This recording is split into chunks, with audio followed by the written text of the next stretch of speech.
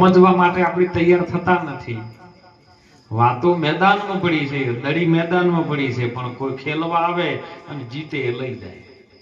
દડી પડી છે મેદાનમાં, જો કોઈ ખેલન જાય, ઊંચ નીચ કા કામ નહીં, આ તો જીતે સો લઈ જાય. ફરી રહ્યો છે 14 બ્રહ્માંડમાં એક વચન રમી રહ્યો છે, પણ જે વોરે એનો 14 બ્રહ્માંડમાં 1 લાખા વચન રમી રહ્યો, અને વચને 7 સમુદ્ર રચન, વચને પવન ને પાણી, વચને બ્રહ્માંડ રચનું છે, વચને પૃથ્વી ઠેરવાની. તમે કોક લેજો આ સત્ય વચન ન જોણી. મહાપુરુષોની વાત કઈક એવી છે કે આપણે બધાના જીવનની અંદર ઓળખીએ છીએ. શાસ્ત્ર પોકાર કરે, વેદ પોકાર કરે, ઉપનિષદ પોકાર કરે, ગીતા, ભાગવત, રામાયણ, મહાભારત, જે ગ્રંથોની અંદર તપાસ કરો, બધાની અંદર એક જ વાત લખી છે કે તું કોણ છે. તારા સિવાય કોઈ છે નહીં, પણ તને ખબર નથી એટલે તું તને ગોતે. વેદ આનું વર્ણન કરીને છેલ્લે નિયતિ નિયતિ નિયતિ કરીને છૂટી ગયા. તમામ ઋષિ મુનિએ અભ્યાસ કર્યો, જેને અભ્યાસમાં દિલના દરિયામાં ડૂબકી લગાવીને એને મોતી લઈ લીધું. મોતી જેના હાથમાં આવ્યું અને એને નિજ શ્વાસની માળામાં જો પરોયું તો પરોયું, ન કે ડાયા ભાઈ ગયું. પરોયા એટલે મોતી, બીજા બધા શંખલા. વીજળીના ચમકારે પાનભાઈ મોતી પરોઈ લ્યો. અચાનક ન કે અંધારો થાશી, જોતા જોતામાં બધા દિવસ વયા જાશી, અને 21,600 ને આવીને કાળ ખાશે. કાળના ચક્રમાં જેટલું બધું જાય છે, બધું કાળના ચક્રમાં જાય. ગંગા સતી કોઈ ભણવા માટે ગયા નતા, કોઈ કોલેજો હતી નથી, કોઈ ગુરુકુળમાં અભ્યાસ એમને કરવા ગયા નતા. પણ એમના ગુરુ રામેત્વન મહારાજ જયારે મળ્યા અને એને કીધું કે તારા શ્વાસમાં તું ધ્યાન રાખ, બીજામાં ધ્યાન રાખવાની જરૂર, તારા શ્વાસમાં તું ધ્યાન રાખ. બસ ગંગા સતીને આટલું પકડી ગયું અને શ્વાસમાં ધ્યાન રાખવા માંડ્યું. અને એમના સાથે એમની જે, કારણ કે પહેલા એવા નિયમો હતા કે ફઈ જાય એટલે ચીડે ભદ્રીજી લઈ જાય. અત્યારે લગ્ન પ્રસંગમાં એવું હોય છે ઘણી જગ્યાએ ફઈ પરણેલા હોય એટલે ભદ્રીજીને પાછળ લાવે. એમ અમની સાથે પાનભાઈને લાયેલો સેવા કરવા માટે. અને પાનભાઈ ને એ 2 જણા બેઠા કે બેટા જો આપણે બીજું કશું કરવું નથી, જે પણ સવારે વહેલા ઉઠા, જે વાસણનું કે ઘરનું પૂજન કરવાનું હોય કરી, અને બપોરે હાવ એમને બેહીરન કોકની નિંદાઓ કરવી. એના કરતી આપણે અભ્યાસ કરીએ. ગુરુ મહારાજે મને એવું કીધું કે શ્વાસની અંદર તું ધ્યાન રાખજે, એટલે આપણે શ્વાસ ગણીએ કેટલા થાય છે, ખોટા કેટલા જોઈએ છે, ખરામ કેટલા જોઈએ. એટલે એમને સીધા શ્વાસ તપાસવાનું ચાલુ કર્યું બેસીને, કે કોઈની આપણે પંચાયત કરવી નથી.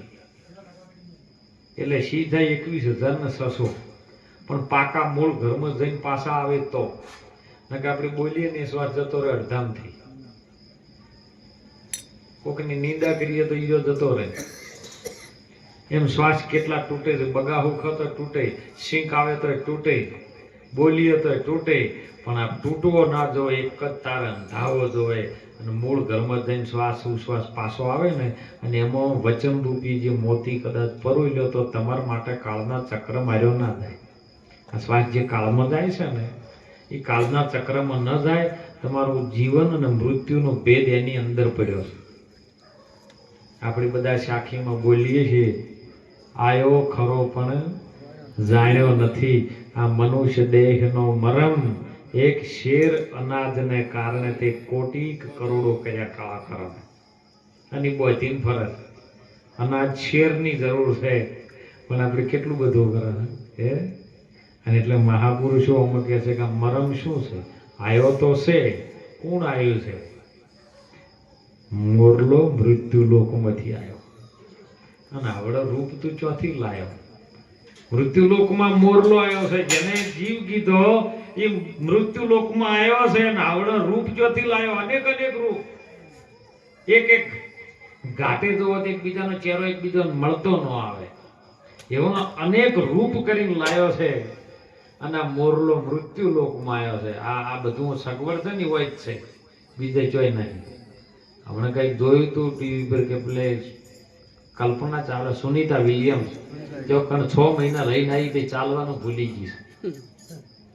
જો કણ હવા પાણી ખોરાક તઈને એક માફકમાં નથી આવતું, યા પૃથ્વી લોકમાં જ આવે, મૃત્યુ લોકમાં જ બધી સગવડ હોય મળી જાય, પણ અહીંયા કણ કશું હશે. એટલે સંતોએ બહુ અભ્યાસ કર્યો કે આ શ્વાસ કાળના ચક્રમાં ન જાય માટે તમે ભજન કરો. આ શ્વાસને ખોટા બગાડશો. જેના બગડે ને 100 વર્ષનું આયુષ્ય ડાયું ભાઈ બધાને.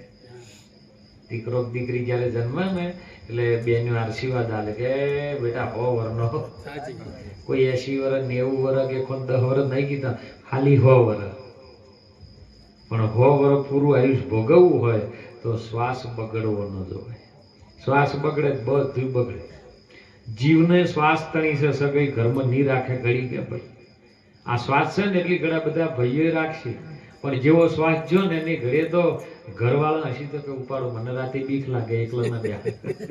કેમ ભાઈ હતો એ જતો રહ્યો. અને એટલા માટે મહાપુરુષો કહે તમે શું કરવામાં છે, છૂટવું હોય એમાં જેમ સુંદર સાખીમાં ભક્તરાજે વાત કરી કે જીવ જેમ જેમ છૂટવાનો ઉદ્યમ કરે એમ બમણો બંધ થાય. પોતાના બળથી કદી ન છૂટે એ છોડાવે સદગુરુ કોક સદગુરુ તમને છોડાઈ લેવા માટે. પણ રામના વજારા હવ વધે, બળ કરી વધે ના કોઈ. બળ કરીને રાજા રાવણ વજન પલમાં લંકા ખોઈ. કારણ કે એના પોતાના બળથી જાગૃત થયો કે ના રોમ જેવું કોઈ છે નહીં. અને રોમ એટલે શું? હે નવગ્રહ ને જેને ઢોલીએ બોજ્યા હતા, પવનદેવ વાસંડું વાળતો હતા, અગ્નિદેવ રહોડું પકાવતા, હે જવદેવ પાણી ભરતા હતા, નવગ્રહ ને જેને ઢોલીએ બાંધી રાવણ સૂતો હતો 16 તાણી. પણ લંકેશ ને ખબર નથી કે એનું મૃત્યુ કરશે ક્યારે એવું કરવાનું હતો. જેનો પુત્ર મેઘનાથ જેને લીધો હતો ઇન્દ્રને જીતી, જગત આખું જોણે છે કે એના પર શું હતી વીતી. લોભી પૂછ વાનરની લંકાએ તો પલમાં જલાવે છે, લખ્યું છે શાસ્ત્રમાં હાથું ગાતો નસીબ હવને ખેલતી ન ચાલે. એવો હનુમાન સાહેબ એક પલમાં નાખી લંકા હળગાઈ જતો રહ્યો. હનુમાન એટલે પોતાનું મન. આ 5 ભૂતોના શરીરમાં તમારું મન છે ને એ જ બધું આગ લગાવે, બીજું કોઈ લગાવતું. હોનાની છે ને કા લંકા, આ બધી છે ને લંકા છે, હોનાની નગરી છે. કેવી રીતની? તમારે પણ વખના કો કે લાવજો 2 લાખ આલું વખ કાઢી નાલજો, કોઈ હાલ છે? હે કોઈ ના કે એક કોન કાપી નાલજો ભાઈ, કોઈ નો હાલે. કેમ કે હોનાનું એના જ મૂળ છે. એનું મૂળ થાય નહીં, અમૂલ્ય ભેટ મળી છે. દેવો પરમાત્મા ઇન્દ્રના દરબારમાં જઈ ભગવાનને પ્રાર્થના કરે છે કે ઇન્દ્ર જેવા કે હે પ્રભુ અમને મનુષ્યનો તું અવતાર આપ. કારણ કે વય બેઠા છે એટલે અમારે બેહી જ રહેવાનું. દેવોના મંદિરમાં દેવ બેહન એટલે એને આપણે ધૂપ જે કરે ધૂપ જ લેવાનું. આપણે નહીં બોલતા ધૂપ ના રે ધૂપ માડે વેલાયા આવજો, એને ધૂપનો ધુવાડો જ લેવાનો કે અમને બીજું કશું મળે નહીં. અને જો કદાચ માણસ બની જાય અમે અને તું અમને મનુષ્યનો અવતાર આલે ને તો છૂટ સ્વતંત્ર થઈ જાય અમે, અમારે જે કરવું એ કરવું. અને જો કદાચ એ કરતા કરતા કરતા પશુની પનિયા બને, નરનો કુશ ન હોય, નર કર્મ જો ઉત્તમ કરે તો નરનો નારાયણ. પ્રભુ તારી જગ્યાએ અમે આવી જાય, તું છે એવો અમને બનાવી દે. અને હવે બેઠા ચીડે મારે કશું ખાવાનું ના હોય, ઓખને મટકું મારવાનું ના હોય, એવું દેવો નહીં. પણ જેને ગુરુ મહારાજના વચનમાં રહીને બેહી ગયા એની હોદ હવે પૂજાના આરતી થાય પ્રભાતભાઈ. કેમ? એ ગુરુ મહારાજના શરણમાં એક નિષ્ઠા ઉપર બેહી ગયા. એમ આપણા ભજનની અંદર ગુરુ મહારાજ સંતોને આપણને એક નિષ્ઠામાં લઈને બેહારે છે કે તમે અહીંયા બેહો. કેવો કહે? ભજનમાં. અને ભજનમાં બેઠા છે, ભજન આપણામાં બેહી જવું જોવે. કે ઘણા કહે છે બાપુ અમે તો 30-40 વર્ષથી ભજન કરે છે, ભજનમાં બેહા છે. પણ હું કહું કે તમે ભજનમાં 40 વર્ષથી બેહો, પણ ભજન તમારા 5 મિનિટે બે કરું. ભજન જે દાડો તમારા બેહી જાય દાડો તમારો ભેડો પાર થઈ જાય. અને એટલા માટે આપણને અવતાર મળ્યો છે સાહેબ, અવતાર મળ્યો છે આપણને. કારણ કે ગર્ભવાસમાં ભક્તિ કબૂલી છે, બહાર આવીને ગયો ભૂલી. પ્રારબ્ધનું કંઈક કર્મ બાકી હતું ને એટલે દેહ ધારણ થયો. અને એમાં અમૂલ્ય દેહ મનુષ્યનો કે કીડીથી માંડીને કુંજર સુધી છે, પંખીથી માંડીને પારે સુધી ઢેર મોટું ગીધ સુધી છે. જળની અંદર મછલીથી મોટી મગર સુધી છે પણ ભજન ના કરી. બકરાથી મોડી હાથી સુધી છે પણ ભજન કરી કે કોઈ? ભજન કેવળ મનુષ્ય કરી શકે, માણસ જ કરી શકે. માણસને બધી ખબર પડે કે મારે આજુ કરવું, આ કરવું, આ કરવું, પણ આ બીજા પ્રાણીઓને ખબર નથી પડતી અને આપણને માણસને ખબર પડે છે, પણ છતાં આપણે ઊંધા માર્ગે ચાલીએ તો આપણું નાવડું જાય. એવું સંસાર સાગર છે અને એની અંદર મોટી મોટી લહેરીઓ આવે, પણ શેનાથી? પાણીથી. જે સાગર ભર્યો છે ને એમાં પાણી છે ને પાણીની જ લહેરીઓ ઉપડે છે. પણ જો એમ એમ શાંત થઈ જાય ને તો સમુદર ને સમુદર છે. મન તું તારા ઠેકાણે હરીને ઠરાય, બીજો નથી બોલતો. મન તું દરિયાની લહેરી સમાન છે, જો સમય જાય લહેરી દરિયામાં તો સમુદર દર્શાય, પછી બીજો નથી. તારા સિવાય આપણે બધાને ઓળખીએ ને એવું બધા સંતો શાસ્ત્રો બધું એવું કે તું તને ઓળખ. તો તને ઓળખવા માટે શું કરવું પડે? જાતે જાતે આપણે ઓળખી કાંઈ એવા નથી. તો એના માટે સંતોએ એનો ભેદ ઉકેલે. ભેદ શેનો છે? આ જન્મ શું છે, મરણ શું છે? જન્મે છે કોણ ને મરે છે કોણ? આ વાતની આપણને ખબર નથી. એનો ભેદ મૂંડો પડ્યો છે. એટલે ગુરુ મહારાજ એનો ભેદ મર્મ સમજાવે. અને મર્મ જો સમજી જ ને તો ભગવાન કૃષ્ણજી ગીતામાં એવું કહે કે અર્જુન, આત્મ તત્વ અમર છે. એ જન્મતું નહીં કે મરતું નથી. અગ્નિ જેને બાળી શકતી નથી, શસ્ત્ર જેને છેદી શકતો નથી, પવન જેને સૂકવી શકતો નથી, ને વાયુ ભીંજવી શકતો નથી, એવો અજર અમર અવિનાશી તો આત્મા છે. તો આત્મા કેવી પ્રકારનો છે? તો રવિરામ બાપુ એવું કીધું, બોલે એ નર બીજો નહીં, પરમેશ્વર પોતે.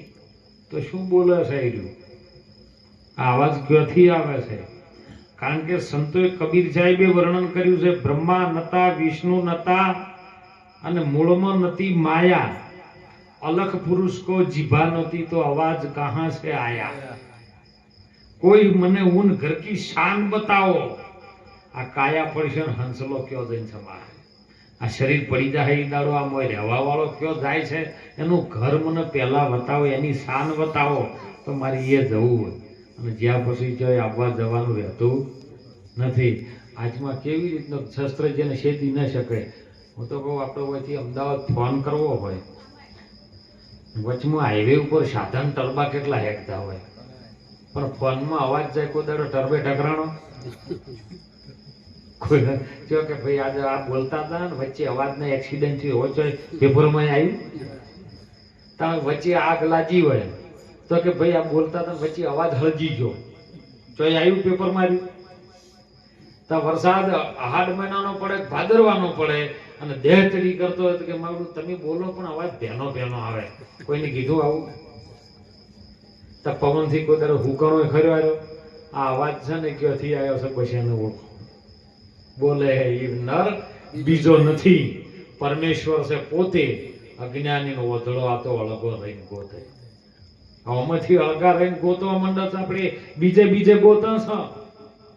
એટલે સવારામ બાપા પિંપળીનો સમ્રાટ સંત, જેને ગુરુ મહારાજ ભેટ્યા બાવો ફૂલકર, અને એમને કીધું જો પડ્યું છે એ આવ્યો ગોતતો નથી અને ગોતે છે શેટે શેટે. તીરથ વ્રત બહુ કરન જાય બદ્રી ના બેટે. અરે જેની સુરતા સુઘરમાં ભેટે એને ઘટમાં સાહે. આ ઘટની અંદર તને પરમાત્મા ભેટો થઈ જાય એવો છે, પણ તું ગોતી રહ્યો છે બીજે પરમાત્મા ચોક બીજે છે શું? એટલે ગોરખનાથજીએ કીધું તમે ફરો, તીર્થ વ્રત બધે જો ના નથી, જાત્રા એ જો ના નથી, તીર્થ ભૂમિઓ છે, સંતોની છે, શું તપ કર્યું છે એની અંદરથી કઈક જોણો પછી જીવનમાં ઉતારો. ખોટું કાંઈ નથી, પણ ગોરખનાથ બાપુએ એવું કીધું કે તમે અહીંયા જઈને ગોતો તો હીરો જે તમે ગોતી રહ્યા છો હીરો દડવાનો નથી. તમે કને ગોતો છો એ પહેલા કહો. હું તો ઘણી વખત કહું છું ડાયાભાઈ કે અહીંથી આપણે રણુજા જઈએ છીએ. પોકરણગઢ બાપા રામદેવ પીરની સિદ્ધ ભૂમિકા છે. જેને અજમલ રાજાએ ભક્તિ કરીને, જેના ભક્તિના પોકારથી જેને પોકરણ કટની અંદર આવવું પડ્યું વચનના આધારે. પણ હાલ તમે દર્શન કરવા જો તો તમને એક નાકામાં કદાચ બાપાનું મંદિર દેખાય. મંદિરનું અંદર જો એટલે તમને બાપાની મૂર્તિ દેખાય, બાપાનો ઘોડો દેખાય, બાપાનો ભાલો દેખાય, બાપાનું નેજું દેખાય, બાપાની સમાધિ દેખાય. તો બધું બાપાનું છે. બાપો ચો છે ભેદ. આ બધું તો બાપાનું છે. તો બાપો ચો છે. જેમ કે ફોટો તમે બે અલગ અલગ છો. તમારો ફોટો પાડેલો હોય ને એ અને તમે બે જુદા જુદા છો. તો તમે દર્શન કના કરો છો? આ ખાલી સમજવાની વાત. એટલે અમારા હરિઓમ ઘણી વખત સાખીમાં કહેતા હોય ધજા દેખીને ધણી વાપરે અને દેવળ દીઠે દુઃખ જાય. દર્શન જો એક વાર હિન્દુઆ પીરને કરું ને તો મારો પાપ સગળ મૂળમાંથી જાય. દર્શન ધજા દેખીને ધણી વાપરે. ધજા એટલે શું? ધજા એટલે નામ છે સાહેબ. તમને નામ વાપરે ને કેળો ભાઈ ગોવર્ધન સોસાયટીમાં હરિઓમ પ્રભાતભાઈ રહ્યું છે, નામથી આયા ને હે. અને પછી એમનો દેવળ દેહ જોવો એટલે રાજી થઈ જાય હે. ધજા જોઈને ધણી વાપરે, નામ વાપરે ને એટલે વાપરે. અને એમનું દેવળ દેખ તો દુઃખ જાય. મનમાં દુઃખ હોય બધું હા મળી ગયા પછી આનંદ પ્રગટ થાય, દુઃખ જતું રહે. અને જો એમની અંદર રહેવા વાળો તમે ઓળખી લો તો જેટલું પાપ હોય છે એટલું મૂળમાંથી જતું રહે. બસ આ સમજવાની રીત સંતો સમજાવે પણ જગતનું મોનું સમજતું. એટલે ગોરખનાથજી કહ્યું મનસા માલણી ગોરખ જાગતા ને જાગતા જો સેવો તો મળે નિરંતર દેવો. નિરંતર જે ચાલી રહ્યો છે તે નિરંતર એટલે કોઈ પ્રકારનું અંતર નહીં. અંતર પડે તો સમજો કે જુદું પડે, વચ્ચે વધો પડી જાય. પણ નિરંતર જે ચાલી રહ્યો છે એ તમારો શ્વાસ છે. અને શાસ્ત્રોની ભાષામાં જેને શ્વાસ છે ને એ શિવ છે ને ઉશ્વાસ છે, એ શક્તિ છે. બસ આ બેનું સંચાલન છે. મન વિના કર્મ નથી હોતા રે સાધુ ભાઈ, મન વિના કર્મ નથી હોતા. એ બ્રહ્મા નહોતા, વિષ્ણુ નહોતા શંકર દેવા. એ શિવ શક્તિ નો જેથી જન્મ નહોતો તો મંદિરે પૂજારી કોણ હતા રે સાધુ ભાઈ? મન વિના કર્મ નથી હોતા. આ બધું નતું કે બ્રહ્માએ નતા, વિષ્ણુ નતા શંકર જેવા. શિવ કે શક્તિ નો જેથી જન્મ નતો તો મઢીએ પૂજારી કોણ હતા? કઈ મઢી સાહેબ? એ મઢીને ઓળખો. ગોરખનાથે કીધી મઢીમાં મન વિના કર્મ નથી હોતા. તારું આદિ નારાયણ ને ઈચ્છા થઈ. આદિ નારાયણ હતો એમનો એમ, જેને આપણે સંતોએ આત્મા કીધો છે, પરમાત્મા કીધો છે. એ હતો, એને ઈચ્છા થઈને શક્તિનું ઉત્પાદન કર્યું છે. એને ઈચ્છા થઈ હાડમાંથી શક્તિ બનાવી છે. એટલે હાડથી શક્તિ છે, હાડમાંથી. અને જેના હાડમાં વાત હોય ને એ જીવનમાં સાહેબ અમર બની જાય. અતરો કતરો હાડકો. અને જેનો નીત જો ગંગામાં નાય તો એની મનુષ્ય જાતિની ભેદીમાં કોઈ ભૂત ના આવે. ભાગીરથી એના હાડની અંદર વણાઈ જવું જોઈએ. કેવી રીતનું હાડમાં વણાય કહું ને ભાઈ? એક જણો લોભિયો મળ્યો, લોભિયો. અને ગોમાં બાપજી ચપટી લેવા નીકળ્યા. એટલે બાપજી કે ભાઈ ભગવાન રામના સીતારામના નામ ઉપર કોક રૂપિયો હાલ. પેલો કે મારી હાથ પેટીથી કોઈને હાલ્યું જ નહીં. મેં મારા બાપ દાદા નતા હાલતા ને હવે તમે મહારાજ ખોટા ભૂલા પડ્યા હોય નીકળી દો. કે એક રૂપિયો તો હાલ.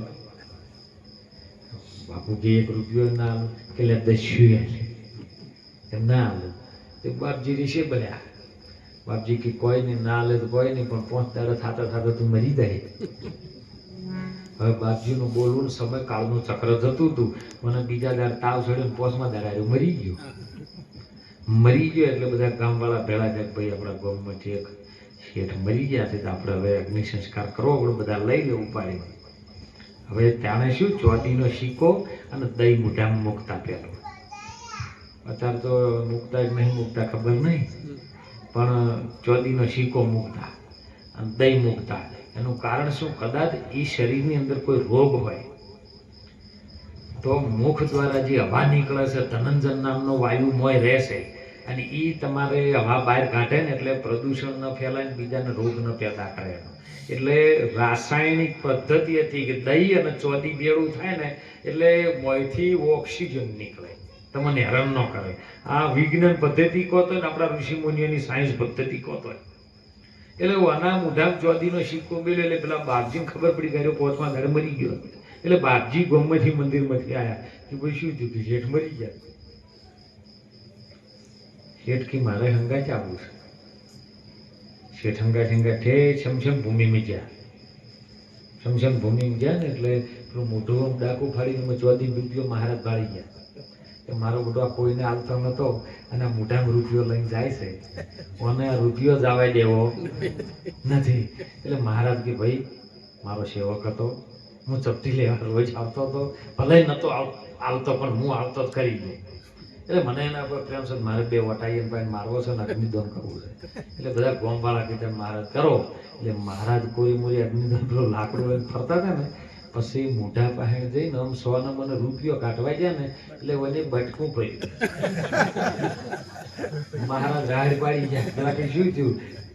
કે મારો બધો આમ મરી ગયો પણ ઓના હાડમાં જીવન આવી ગયું. હાડકામાં જીવન આવી ગયું. હજી લેવા દેવું? મહારાજ લઈ જાય એ રૂપિયો પણ લેવા દેવો નથી. એમ હાડની અંદર વાત વણાઈ જાય સાહેબ તો આપણો બેડો પાર થઈ જાય. પણ સત્ય નામ ભણાવવું જોઈએ, ભગવાનનું ભજન ભણાવવું જોઈએ, કોઈ માતાજીની પૂજા કરતા હોય તો એનું નામ ભણાવવું જોઈએ, આપણે બીજું ન ભણાવવું જોઈએ. અને એટલે મોણોનો અવતાર મળ્યા પછી આપણે શું કરવું ને શું ન કરવું એ માણસને ખબર પડવા હોવા છતાં માણસ ખોટા રસ્તે ચાલે છે.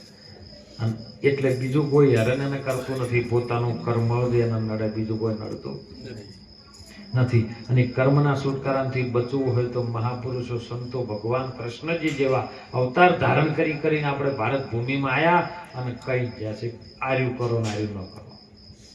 આ કરવા જેવું છે અને આર્યું નથી કરવા જેવું. અને જેની ગુરુ મહારાજના, સંતોના, ભગવાનના શાસ્ત્રો મુજબ જેને જીવન વિતાવીના જીવનની અંદર બેડો પાર થવાય. ન કે અત્યારે કોઈ તન દુખી, કોઈ મન દુખી, કોઈ ચિત્ત દુખી, ઉખાર ઉદાસ, એક મારા સાધુ સંત સુખી, જેને હરિભજનની આશ, જેને ભગવાનના ભરોસે રહ્યા, જેની સુરતા ભગવાનના નામમાં રહી, પરમાત્માના નામમાં રહ્યા, સુખી રહે. અને એટલે મહાપુરુષો ગોરખનાથજીએ કીધું નિરંતર ચાલી રહ્યો છે શ્વાસ છે, એ શ્વાસમાં તમે ભજન કરી લેજો. શક્તિ તમને બધું સગવડ આપશે, પણ જો શિવનું ભજન થઈ જાય ને તો તમને શાંતિ આપશે. સગવડ બધું મળે પણ સુખ ન મળે. પૈસે ટકે સુખ મળે નહીં.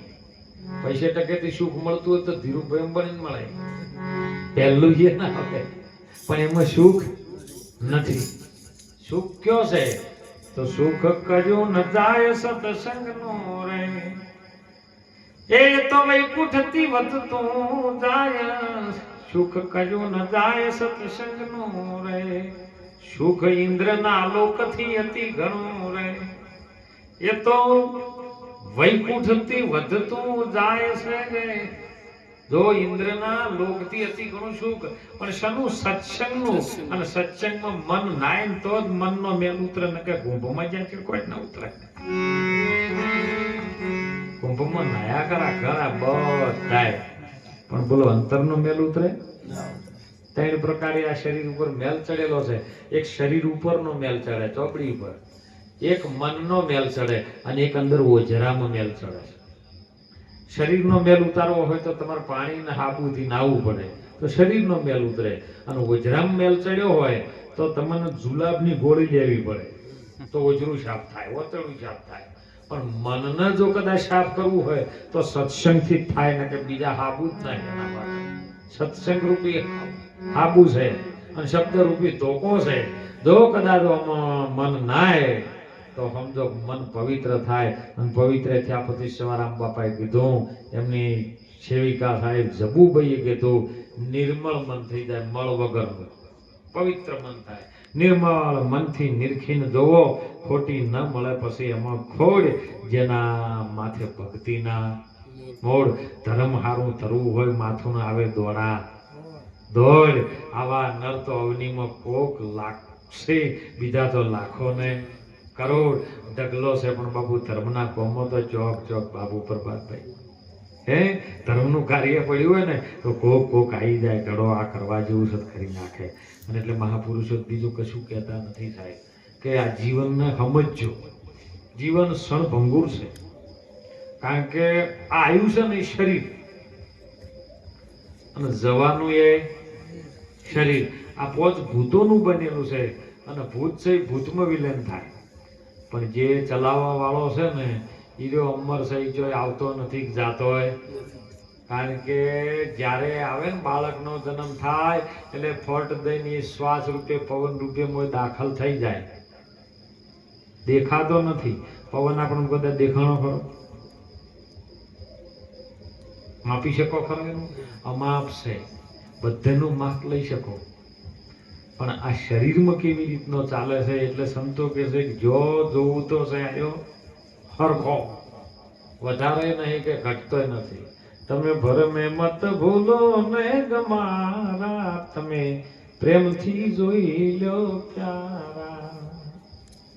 નીત ઉઠી વનરાયું સતાવે, અને જીવકો મારીને જીવ રીઝાવે. કોઈ માતાજીની ભક્તિ કરતો ને પછી જીવને મારીને શિવને રીઝાવે. હે એ માતાજી કો બકરા હોય, એના પકડી લાવીને માતાજી કે માં રાજી થાય, માં રાજી થાય. જીવને મારીને માં શિવને રીઝાવે. અરે ઓધળી માલણ ને આ તો ઓધળા પૂજારા. તમે ભરમે મત બોલો ગમારા, પ્રેમથી જોઈ લો મોય પ્યારા. તમારી અંદર જે છે ને એ જ એની અંદર છે, તમે કને મારો છો. ખટ શાસ્ત્ર ને 18 પુરાણો ને 21 બ્રહ્માંડ વિસ્તારા. 4 વેદ બ્રહ્માજી ભણતા પણ સાહેબ સિંહ ઊંથી ન્યારા. આ વેદ બ્રહ્માજી ભણતા હતા પણ એમાં જે ભણવામાં આવતા એ બધા અક્ષરો સાહેબ ભણવામાં આવે એ અનુભવમાં આવે. માં નવઘણજી હાલતવાણી બોલ્યા હતા કે અનુભવી કોઈ આવો રે અનુભવ કરવા. અનુભવ ચેવો? તમે ગોળ ખો એટલે ગળ્યો છે કેવો છે બધો તમને અનુભવ થાય, પણ ગળપણ છે તમે વર્ણન ન કરી શકો. કહી શકો ખરા કે ગળ્યો લાગ્યો, પણ હવે ગળ્યું કેવું છે એ તમે કોઈ કહી શકો નહીં. એટલે મારા જેવા મહારાજ જતા હતા, આપણે બીજા મહારાજ નહીં કેવું, મહારાજ જતા હતા અને એક ભાઈ અમેથી લાકડી લઈને આવતો કે બાપુ ઉભા રહો. કોણ છો? બાપુ કીધું છીએ ભાષામાં મને પૂછે છે, દેહ વ્યવહારમાં પૂછે છે કે બીજી ભાષામાં? કે ના, જે દેખાય છે એ જ પૂછું છું. તો કે તું દેહ દશાને ઓળખે છે? કે હા. તો કે હું દેહથી સાધુ છું. કે શું કરો છો? કે ભજન કરું છું. કનું કરો છો? કે ભગવાન. કે ભગવાન કોઈ દાડો જોયા છે? કે સાધુ બોલ્યા કે હા ભાઈ ભગવાન મેં જોયા છે. એટલે 4 પ્રશ્ન ઉઠીઓનો કોઈ વધો ના પડ્યો એટલે પેલો પોસમાં સીધું કહી દીધું કે જોયા હોય તો ચેવા છે મને બતાવો. ભગવાનને કેવી રીતે બતાવવા? ભગવાન કોઈ બતાવવાની ચીજ વસ્તુ છે નહીં, એ અનુભવમાં આવે પણ બતાવવાની વસ્તુ છે નહીં. એટલે બાપજી ખીજણ જોડેમાં ચીપ્યો હતો, ડાયા માથામાં ન મારી દીધો ત્યારે. એટલે માથામાં લોહી આવવા માંડ્યું, નાર્યો રાડ કૂકો કરવા માંડ્યો. બળતર થાય છે, બળતર થાય છે. એટલે દોડ્યો, ગામના સરપંચને ફરિયાદ કરી. સરપંચ હેડો મને બાપજીએ કોઈ છે નીકળ્યા, એમને ચીપીઓ માર્યો માથામાં અને મને બળતરને રાડ કૂકો થાય છે. એટલે સરપંચ આવ્યા 4-5 માણસો બાપજીને પકડ્યા કે બાપુ ઉભા રહો, આ માણસને તમે ચીપ્યો કેમ માર્યો? કે ભાઈ તમારે જે સજા આલવી હાલો, હું વહી ચૂકો, પણ મારે 2-3 પ્રશ્નોના જવાબ આલો.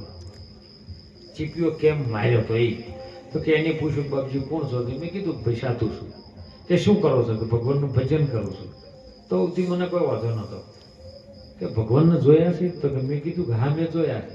તોય કે મને કોઈ વાંધો નહીં, પણ એને કીધું કે બતાવો ચેવા છે. એટલે હું હવે મને ચીડવતા હું. હવે હું એને એક જ પ્રશ્ન પૂછું, એને ભલે મને 4 પૂછ્યા પણ હું અને એક પૂછું અને તમે ઓગળોનો જવાબ આલો, પછી ન્યાય કરો. એટલે ભાઈ તને ચીપ્યો મેં સોડ્યો? કે હા. તો કે તને વાગ્યો છે કે હા, કે હાલ માથામાં શું થાય કે મને બળતર થાય છે. તો કે બળતર ચેવી થાય છે એ સરપંચ નકે બળતર ચેવી હોય ને એ સરપંચ ન બતાય. હવે કેવી રીતે બળતર બતાવી કહો? તમને દુઃખ થતું હોય એ દુઃખ બતાવાય એવું ખરું?